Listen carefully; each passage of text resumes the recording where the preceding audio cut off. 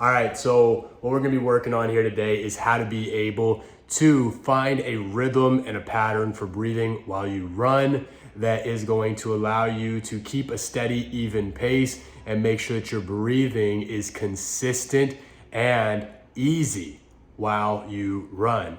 If you find a pattern throughout this video that is difficult for you to maintain, I honestly recommend, especially for those long, easy runs, which a long, easy run is running for a longer distance than what you're used to. So if you're used to running 1 mile, if you run 1.5 miles, that is considered long distance. Or if you're not running at all, any distance is considered long distance, okay? And if you find a pattern that's too difficult to maintain for those longer distances, drop it down to an easier version.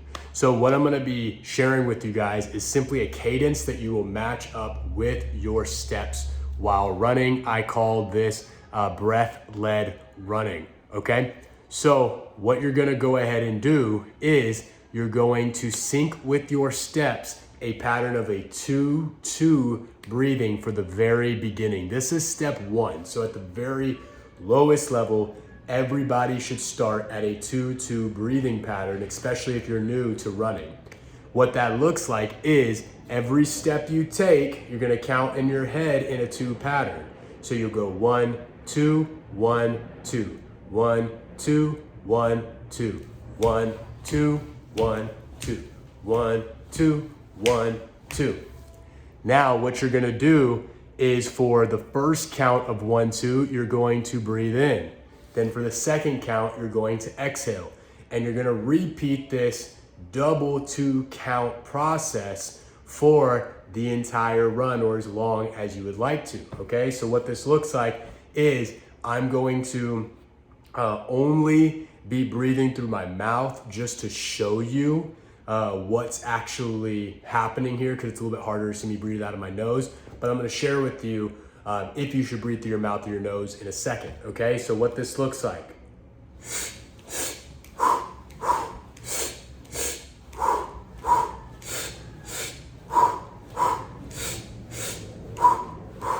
So you guys can see there, I'm inhaling 2, exhaling 2, inhale 2, exhale 2.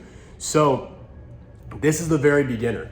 And what I recommend for you is that within each of these patterns I'm gonna share for you, because next step would be a 3-3, next step would be a 4-4. And with each of those, the reason why they're more difficult is because you're going longer without taking new oxygen in.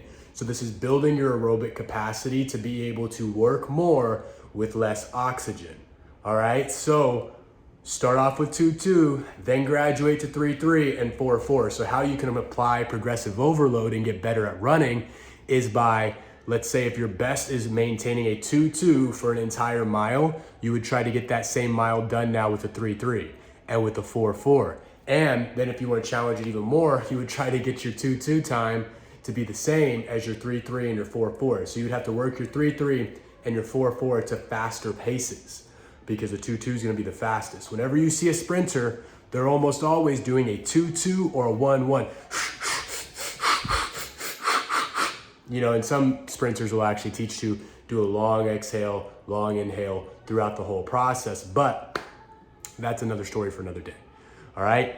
If you work with this, you're gonna see a lot of results. However, I wanna talk about within each level of the 2-2, 3-3, and 4-4, there's micro levels within those.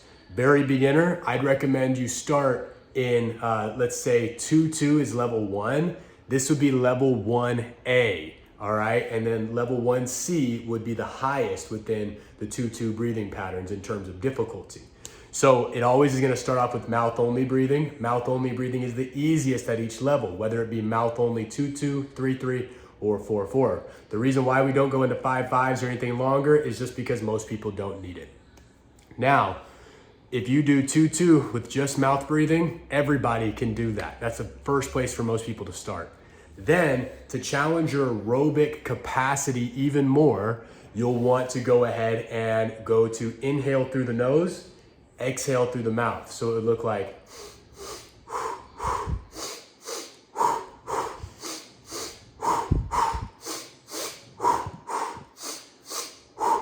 or the 3-3.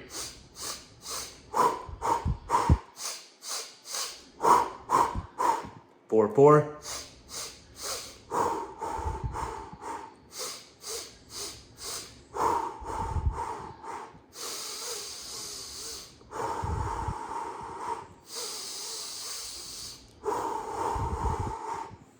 You'll see you can even do one longer exhale or inhale for the count as well too, instead of individual separate breaths. That's up to you on what you actually want to do.